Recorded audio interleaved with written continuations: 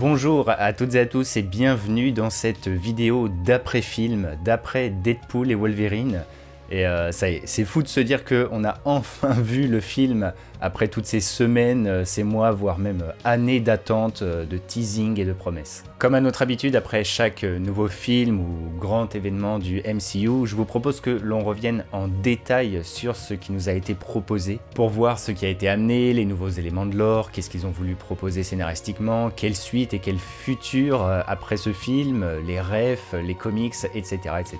Donc, bien évidemment, alerte spoiler. Nous sommes sur une vidéo d'analyse et de théorie d'après-film. Je vais devoir spoil entièrement Deadpool et Wolverine si je veux pouvoir en parler librement. Maintenant que vous êtes prévenus, commençons les hostilités et franchement, il y a des choses à dire. Alors, petite précision, mais je vous avoue que j'ai vu le film qu'une seule fois pour le moment. J'ai trouvé une séance le mardi soir à minuit 10.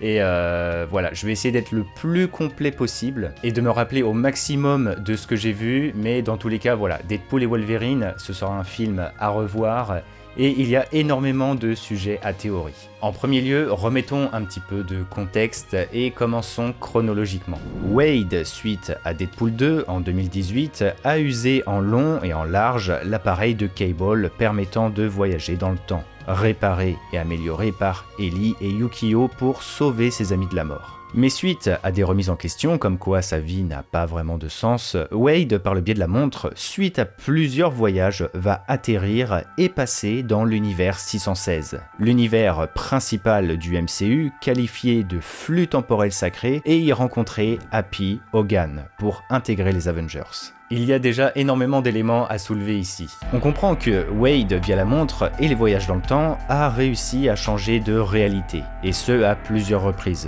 comme c'était le cas durant les scènes post-crédits de Deadpool 2, où il va dans le film Wolverine Origins faire du ménage, ou même carrément en tuant Ryan Reynolds devant le script de Green Lantern. Et il est globalement certain qu'il en a même créé du coup des réalités, puisque dans les règles du MCU, voyager dans le passé et changer un élément crée inévitablement la naissance d'une nouvelle branche dans le multivers. Mais en réalité, ce n'est pas tant un élément sur lequel il faut vraiment s'arrêter.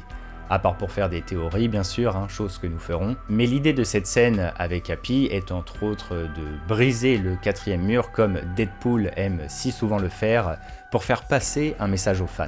En réalité, bien qu'il y ait des facilités dans le film, et je pense que c'est important de le dire parce que c'est le cas par moment, nous faisons quand même face à un cas de figure assez inédit, puisque Deadpool 3 nous amène dans le lore du MCU l'entièreté de l'univers de la Fox. Et il ne faut pas oublier quand même que avant le rachat, l'univers du MCU et l'univers de la Fox, c'était deux choses totalement différentes. Deux studios à part qui proposent chacun leur vision créative et donc leurs propres règles. L'utilisation du TVA permet donc d'entre guillemets passer outre tout ça, puisque si l'on prend les règles du MCU, comme on l'a dit, Deadpool a créé de nouvelles branches, mais finalement, ce n'est pas grave, et on s'en fiche un peu, puisque désormais, après les événements de Loki, le TVA ne coupe plus les branches. Il laisse libre cours au développement du multivers. Et puis, comme toujours, il y a ce délire que Deadpool passe un petit peu outre les règles, notamment quand il brise le quatrième mur ou les interactions méta. Dans le message, eh bien, Deadpool, comme vous le savez, c'est un anti-héros, et professionnellement, c'est un mercenaire. C'est un personnage plutôt égoïste à l'origine, très douteux moralement, chaotique et même irresponsable. Dans ses aventures, il est très souvent l'accompagnateur d'un personnage ou d'autres héros, et c'est vraiment un mercenaire que l'on recrute, sans oublier qu'il agace très vite ses partenaires au bout d'un moment. Face à Happy, qui incarne ici plus en réalité Jon Favreau, l'acteur de Happy justement, puisque ce dernier fait partie des tout premiers créateurs du MCU. C'est lui qui a réalisé Iron Man, le tout premier film qui a lancé l'univers cinématographique, et qui a contribué par la suite dans de nombreux films, comme les autres Iron Man, ou par exemple, les films Avengers. Il y a donc ici une sorte de double signification. Deadpool rencontre Happy pour rentrer chez les Avengers, Mais en même temps, il rencontre aussi Jon Favreau, l'un des papas du MCU, pour avoir son autorisation. Et dans le message du film, qui va servir tout le long de l'intrigue, l'idée est de nous montrer que Deadpool se suffit à lui-même, il n'est pas obligé d'aller chez les Avengers, surtout qu'il ne le fait pas pour les bonnes raisons. Mais ça c'est quelque chose dont nous allons revenir un petit peu plus tard. Pour continuer, nous allons parler du TVA et donc de l'intrigue qui va lancer le film.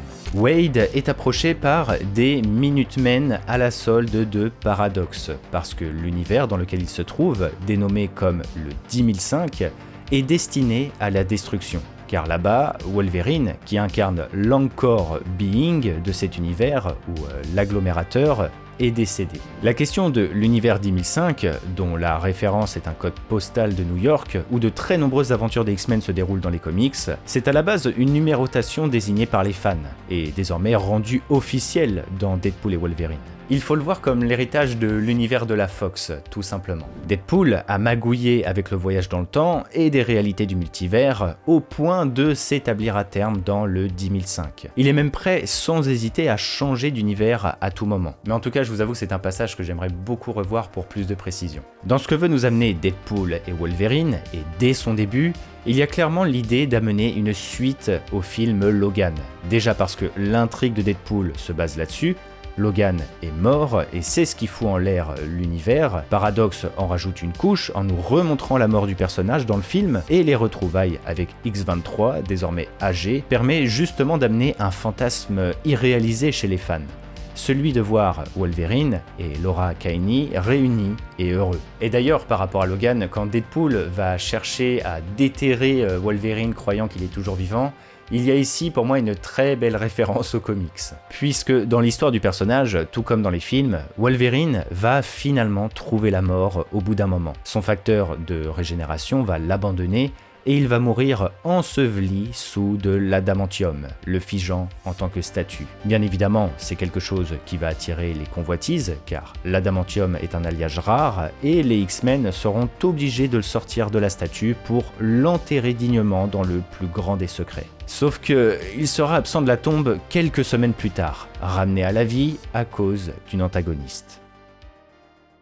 Bien, et maintenant concernant les Anchor Beings, ou les agglomérateurs. Je vous avoue que là, moi, j'avoue j'ai eu un petit peu le smile, parce que ça fait un moment qu'on en parle, et j'étais vraiment sûr qu'ils allaient amener ce concept. Et on en a déjà parlé beaucoup de fois, mais le multivers chez Marvel, c'est un procédé quand même assez complexe et plutôt lourd en termes de narration. Et c'est pourquoi j'ai toujours été partisan de l'idée que pour bien développer le multivers dans sa globalité, et donc tout ce qui est un petit peu en lien avec ce dernier, il faut parsemer quelques règles ou quelques concepts par-ci par-là à travers les films. Doctor Strange nous avait ramené les incursions et le voyage à travers les réalités, Spider-Man nous amenait d'autres Spider-Man issus d'autres univers, des variants, Ant-Man Quantumania nous présentait Kang le Conquérant, le plus grand acteur du multivers et des voyages dans le temps, et là du coup, avec Deadpool et Wolverine, il nous amène un nouveau concept, les Anchor Beings.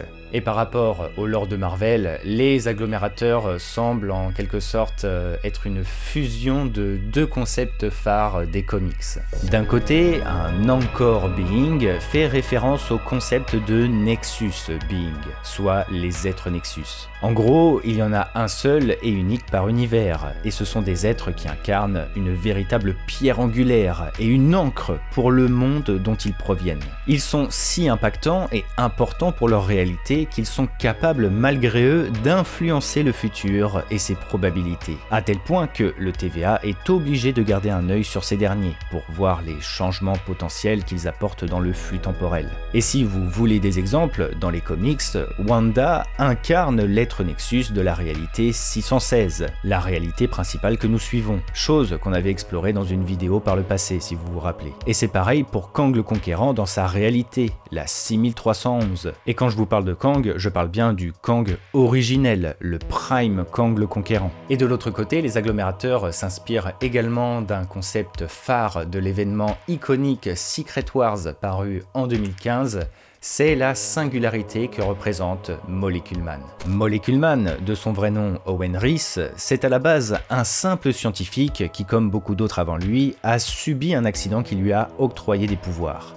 En l'occurrence ici, bien évidemment, le contrôle et la manipulation des molécules. Mais en réalité, à la différence de tout le monde, Owen est un cas plutôt unique, puisque son accident a été orchestré par les Beyonders, une race ultra cosmique au-delà de ce qu'on peut imaginer et qui ont pour projet d'annihiler le multivers. Via cet accident, les Beyonders ont fait d'Owen une singularité dans son propre univers. Et c'est le cas pour la totalité des variants du personnage. Dans le plan secret des Beyonders, Owen et ses variants, en tant que bombe à retardement, emportera avec lui sa réalité au moment de sa mort. Un moyen qui va permettre de mettre un terme au multivers. Cependant, je vous avoue que je pense qu'on peut rajouter également un autre point provenant des comics concernant les Anchor Beings. C'est l'explication des incursions et du fonctionnement du multivers décrit par Reed Richards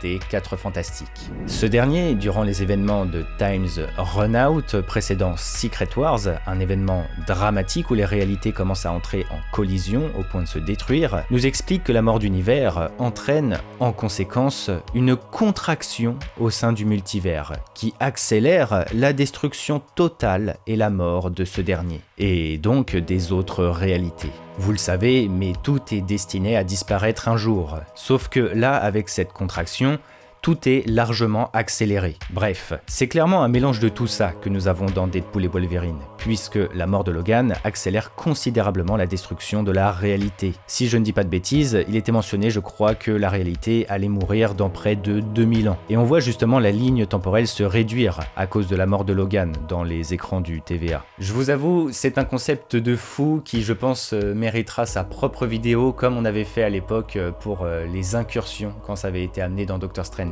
Parce que le concept de Anchor Being ou agglomérateur peut sous-entendre vraiment plein de choses pour la suite. Cela aura clairement un rôle important dans la guerre multiverselle à venir. Il y a des théories à faire, et surtout, s'il y a un agglomérateur par univers, est-ce qu'on en a un en 616? Et si c'est le cas, qui ce serait? Si on continue un petit peu dans les sujets à théorie, il y a aussi cette fameuse question de la scène avec Thor, qui est un véritable running gag durant le film. Une scène sous-entendant la mort de Wade dans les bras du dieu du tonnerre. Bon, après comme toujours, cela peut être du troll, mais ce qui est clair, c'est que c'est une scène et un avenir que nous devrions revoir, au vu de la réaction de Paradox qui affirme que c'est encore trop tôt, et l'insistance de Deadpool qui répète à de nombreuses reprises Thor. D'ailleurs, j'ai remarqué qu'il répétait souvent Thor après un réveil, comme s'il avait revu la scène dans ses rêves. Et bon, je n'ai pas trop envie de faire le gars qui s'attarde trop sur les détails,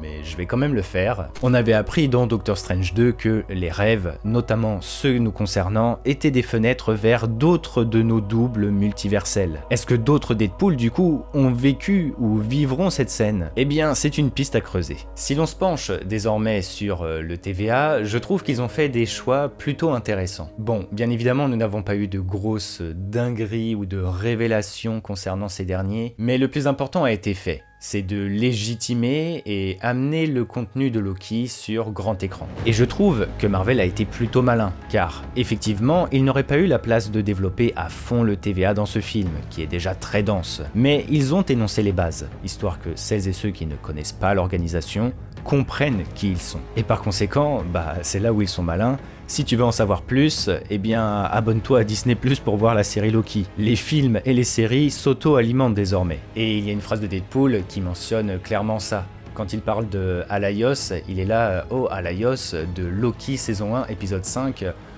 Dans l'idée que si tu ne connais pas cette créature, eh bien fonce voir la série Loki. Concernant Paradox et son personnage, je trouve que l'idée est pas mal exploitée. Pour celles et ceux qui veulent en savoir plus sur les comics, eh bien Paradox, comme l'entièreté des agents présents dans Loki, comme Mobius ou B-15 qui est désormais en quelque sorte en charge de la TVA, et qui est d'ailleurs présente dans le film justement, eh bien le MCU prend totalement des libertés à leur égard, puisqu'ils n'ont aucun voire très peu de développement dans les comics. Et cela concerne aussi le TVA en lui-même. C'est un endroit qui surveille les réalités du multivers et qui tente de réduire au maximum les magouilles temporelles, mais l'entreprise reste quand même très peu exploitée là-bas dans les comics. Marvel nous propose via Loki et Deadpool quelque chose d'assez inédit avec le TVA. Et là, ce qu'ils ont fait avec Paradox, qui est un véritable ripou comme on dit, une sorte d'agent très douteux moralement et qui n'agit que dans son propre intérêt, eh bien c'était franchement une bonne idée, puisque déjà cela permet aux spectateurs de prendre conscience d'à quel point le TVA est puissant et impactant, étant donné que Paradox est prêt à annihiler une réalité juste pour faire moins de paperasse, ou même du fait qu'il a le pouvoir de vie et de mort par rapport au néant de la fin des temps, qui s'apparente ici clairement à une prison où certains des prisonniers magouillent avec leur geôlier. L'idée est intéressante car elle nous rappelle et nous remet bien sur la table le fait qu'il y a des scissions au sein de la TVA et que les visions divergent énormément en fonction des acteurs. Bien que Paradox soit une vraie pourriture, c'est encore une fois le conflit de l'ordre étouffant face au chaos cataclysmique. Élaguer les réalités et maintenir seulement les flux temporels sacrés permettait une véritable sécurité, et donc l'assurance de la survie d'un flux temporel. Et de l'autre côté, laisser libre cours au multivers de se déployer assure inévitablement un chaos qui risque la destruction totale de ce dernier. Mais cela permet l'existence d'autres univers et donc d'une infinité de personnes. Ce qui, moralement, est bien meilleur, bien évidemment, malgré la tournure potentielle. Et par rapport à ça, on en vient donc à Cassandra Nova Xavier. Moi je vous avoue, c'est une grande surprise, car je n'attendais rien de spécial de ce personnage, et j'ai franchement beaucoup aimé ce qu'ils nous ont proposé et ce qu'ils en ont fait. Quand on parlait de Deadpool et Wolverine dans de précédentes vidéos, je vous affirmais que ce film allait être un véritable premier pas vers Avengers Secret Wars. Eh bien sincèrement je dirais qu'avec ce film, nous avons déjà eu en quelque sorte un mini Secret Wars, et Cassandra l'incarne totalement. Bon, déjà si l'on se concentre sur le personnage en lui-même, je vous avoue, je m'attendais à ce que pour faciliter la compréhension auprès des spectateurs plus occasionnels, Marvel nous instaure que Cassandra serait une variante de Charles Xavier au féminin. Au final, pas du tout, et cela a permis d'encore mieux enrichir le personnage et l'exploiter. Je trouve que le personnage est très bien traité et très cohérent, en plus de respecter à fond ce qui a été établi dans les comics. Normalement, Cassandra, plus que véritablement une jumelle, c'est une anti-Charles Xavier par nature. Et je ne parle pas de caractère ou de personnalité, Cassandra est véritablement par nature une opposition de Charles Xavier. Un esprit tout aussi puissant que son frère, mais qui incarne un vrai némésis, une sorte de double maléfique. Et c'est pourquoi elle possède un esprit aussi vicieux, sadique, cruel, et n'hésite pas à tuer ou massacrer. Contrairement à Charles, qui est foncièrement protecteur, empathique et altruiste. On voit bien qu'elle est comme ça malgré elle, notamment dans la scène où elle confronte Logan et Wade avant de finalement les aider parce que Paradox souhaite la tuer. Et pour revenir à ce que nous disions plus tôt, déjà, Cassandra incarne l'idée de risque généré au sein du chaos et du libre arbitre, puisque même si elle se retrouve normalement dans le néant, à l'écart, une fois sortie, la mutante de niveau Oméga, c'est-à-dire les mutants les plus puissants et dont le potentiel génétique est énorme, va incarner un vilain qui souhaite détruire tout le multivers et donc toutes les réalités. Et c'est là où on retourne à Secret Wars. Déjà, quand on prend un peu de recul, le film nous propose plusieurs thématiques liées à cet événement iconique des comics Marvel. Vous le savez tous, mais je suis grand partisan de l'idée que le néant à la fin des temps incarne en quelque sorte Battleworld, une planète façonnée à partir des restes du multivers, une fois ce dernier anéanti. Je vous invite à voir ma vidéo où je vous parlais de la naissance de Battleworld dans le MCU, mais quand on prend du recul sur Deadpool et Wolverine et qu'on regarde le Void, c'est clairement Battleworld, je suis désolé. Nous sommes dans un endroit divisé en plusieurs secteurs et en plusieurs biomes différents. Et il y a un plan qui m'a marqué et quand je l'ai vu au cinéma, j'ai pas pu m'empêcher de me dire c'est tellement Battleworld. C'est quand ils ont acquis la voiture là auprès de Nicepool et qu'ils s'en vont avec. On voit du coup un plan large du néant et on voit clairement une démarcation, une sorte de séparation au sol quand ils sortent du champ de maïs pour atterrir directement dans le désert. Désert qui d'ailleurs est complètement déréglé puisque quelques temps plus tard on nous montre de la neige dans ce fameux désert. Et je sais pas pourquoi mais ce délire de désert enneigé, Ça me rappelle vraiment un truc par rapport aux comics. Certainement un secteur de Battleworld, j'en sais trop rien. J'arrive pas du tout à remettre. Si vous avez une piste, n'hésitez pas. Bon, et ensuite, toujours dans Secret Wars, il faut le dire, hein, mais Cassandra incarne vraiment d'une certaine manière une sorte de Fatalis de Doctor Doom. Il y a même un moment, la ref était trop énorme, puisque quand elle sort du néant et qu'elle convoite la machine capable de détruire les réalités, elle nous affirme que son objectif, désormais, c'est d'anéantir toutes les réalités dans le but qu'il ne reste que le néant à la fin des temps. C'est clairement un foreshadowing déjà de ce qui est censé se passer dans le futur, mais plus que ça, ça fait complètement référence à Doctor Doom, qui, une fois les réalités détruites, gouverne sur le désormais seul monde existant, Battleworld. Et si cela ne suffisait pas, Cassandra nous affirme juste derrière, après avoir énoncé qu'elle souhaitait détruire toutes les réalités, qu'elle serait une sorte de dieu pour le néant, qui serait du coup le seul monde existant.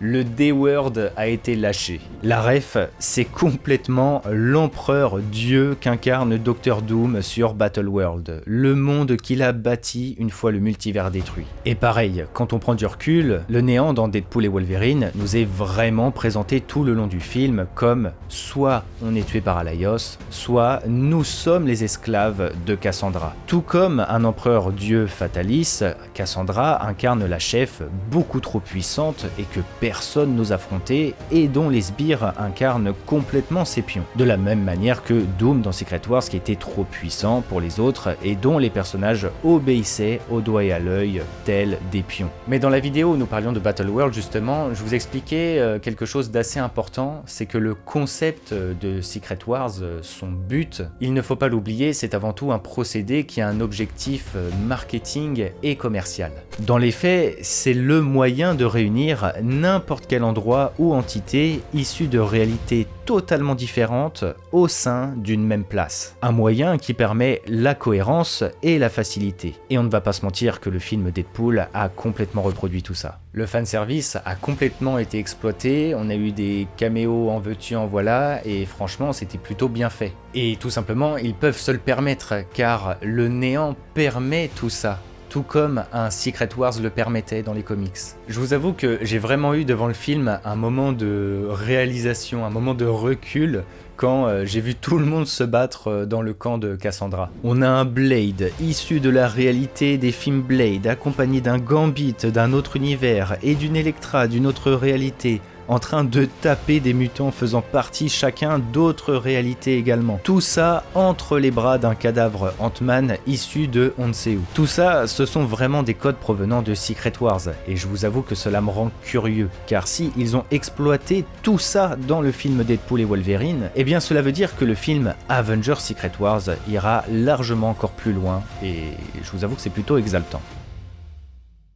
Et en parlant de caméo justement, il va bien falloir s'y attarder. J'espère que je ne vais oublier personne, mais si c'est le cas, je compte sur vous pour rappeler les personnages manquants en commentaire. Bon, bien évidemment, on l'avait vu via les trailers, mais nous avons eu le retour de plusieurs mutants issus des premiers films X-Men des années 2000, comme Pyro, le Crapaud, un variant du Fléau, le 2024 comme dit Deadpool, Azazel, que bizarrement Blade attaque en premier, il y a même une Psylocke à un moment donné qui attrape X-23 avec un fouet rose. Additionné à ça, nous avons eu justement le retour de Blade, incarné par Wesley Snipes, et je vous avoue que ça fait partie des grands caméos fous du film. C'est en gros le Blade de la trilogie sortie à partir de 1998. Et ce qui est marrant, c'est que ce dernier, à un moment donné, va dire à Deadpool qu'il ne l'aime pas du tout.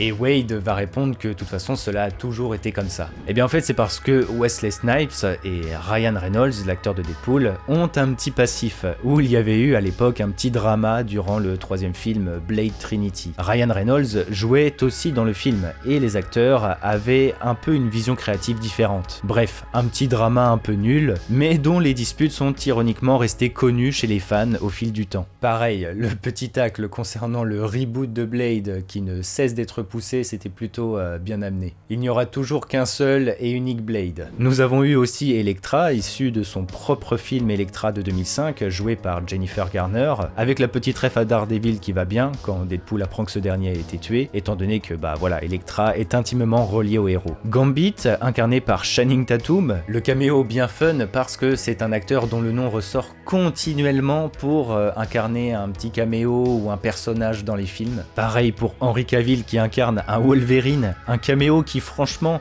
fait bien plaisir. Et je pense que cela ne va pas empêcher l'acteur de revenir jouer un autre héros à l'avenir. Nous avons eu bien évidemment X-23 avec les fameuses lunettes et dont l'intérêt cette fois-ci était de nous proposer une inversion par rapport à Logan, puisque cette fois-ci c'est elle qui sauve Wolverine en quelque sorte, celle qui va le raisonner. Il y a eu la petite ref à Wolverine qui combat Hulk et ça quel plaisir. Et petite trivia, Wolverine qui combat Hulk, c'est sa première apparition dans l'histoire des comics. Hulk est en cavale au Canada et Wolverine en tant qu'arme est envoyé pour la toute première fois dans le but de capturer le monstre vert, chose que nous explorerons dans Pourquoi Wolverine est si unique. Pareil pour le combat contre Dents de Sabre, qui incarne le rival naturel et un très vieux compagnon de Wolverine dans les comics. On a eu aussi un Wolverine tout petit, et c'est une belle référence aux comics, puisque normalement, Wolverine est un héros plutôt petit et assez trapu, puisqu'il s'inspire justement du Wolverine, glouton en français, un petit animal féroce du Canada aux griffes semi-rétractibles. Toujours dans les comics,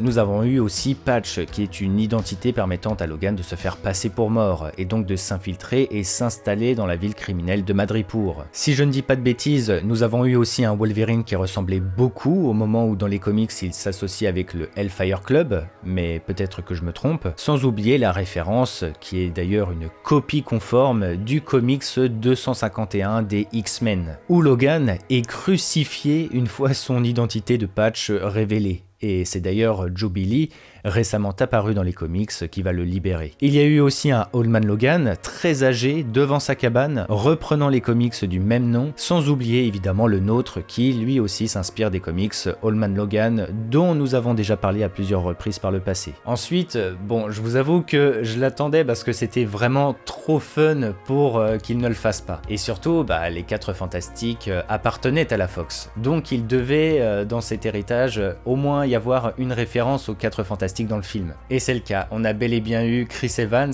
l'acteur de Captain America, qui incarnait à l'époque Johnny Storm, la Torche Humaine. Et d'ailleurs, petite chose intéressante, il nous mentionne que Reed, alias Monsieur Fantastique, suspectait l'existence du néant de la fin des temps. Et ça, c'est un petit détail très sympathique, car Reed Richards dans les comics, outre son intelligence énorme, c'est très vite un expert du multivers. C'est lui qui nous explique comment il fonctionne et comment il se meurt. Avec ses autres lui-même, ils vont même fonder le Conseil des Reed pour améliorer et sauver des réalités. Et voilà, bref, c'est une petite ref cool qui nous indique peut-être quelque chose pour le tant attendu film reboot des 4 Fantastiques. Enfin, il faut que l'on mentionne quand même la Deadpool Corp. Bon, je vous avoue que j'ai l'impression qu'ils les ont amenés juste parce qu'il fallait les amener pour la ref, mais c'était quand même un véritable kiff de les voir et de voir Wolverine les dégommer un à un. Et je vous avoue, ça m'a fait quelque chose de voir Wolverine mettre son masque. Parmi la Deadpool Corp, on a retrouvé bien évidemment des têtes connues du groupe, comme Kid Pool, Baby Pool, Dog Pool, Samurai Pool, Hirosef Pool, ou même Lady Deadpool. Et j'ai bien regardé les crédits d'ailleurs, c'est Blake Lively qui l'incarne et c'est la femme de Ryan Reynolds. Et pour conclure cette vidéo qui est assez longue, je vous propose que l'on parle quand même un petit peu de la fin du film et de son avenir. Outre la scène post-générique troll, le film installe clairement Deadpool et son groupe dans le but d'être ramené plus tard en cas de besoin. Wade, via son acte héroïque, passe enfin d'anti-héros à héros. Sa vie possède désormais un sens. Et techniquement, il serait prêt pour collaborer avec les Avengers. Avengers qui sont d'ailleurs encore une fois mentionnés à la fin du film, bizarrement. L'idée est vraiment de nous montrer un happy ending et une situation stable pour le personnage ainsi que pour Wolverine. Comme ça, dans la continuité et la transition, une fois que nous aurons besoin d'eux pour de gros événements, nous saurons où les chercher. Et le film nous a d'ailleurs bien montré qu'un univers peut être sauvé par des gens issus d'autres univers, en plus de s'y installer sans problème. Donc voilà, ils ont vraiment tout fait pour faciliter justement un retour dans le futur. Et voilà, j'espère que ma vidéo vous aura plu. J'ai essayé d'être le plus complet possible en un seul visionnage, mais voilà, il est clair que je retournerai voir Deadpool et Wolverine. Pour le plaisir bien évidemment, mais également pour mieux comprendre ce film et donc vous proposer des analyses et des théories. Et d'ailleurs je me demande, étant donné l'arrivée des incursions, est-ce que ce ne serait pas l'installation de l'idée potentielle que nous pourrions avoir, pourquoi pas, dans l'avenir, une incursion très déchirante entre l'univers 10005 du coup et l'univers 616. Mais voilà, tout comme la scène de Wade mourant dans les bras de Thor, c'est un sujet à théorie qui fera l'objet de prochaines vidéos. N'hésitez pas à vous abonner, c'est très important, de belles vidéos arrivent. N'oubliez pas non plus le petit pouce bleu et à me dire en commentaire ce que vous avez pensé du film. Là, c'est clairement le moment de partager, là, j'ai envie de voir vos réactions. Sur ce, les amis, c'était Argorok, merci encore d'avoir regardé cette vidéo. Allez, ciao tout le monde.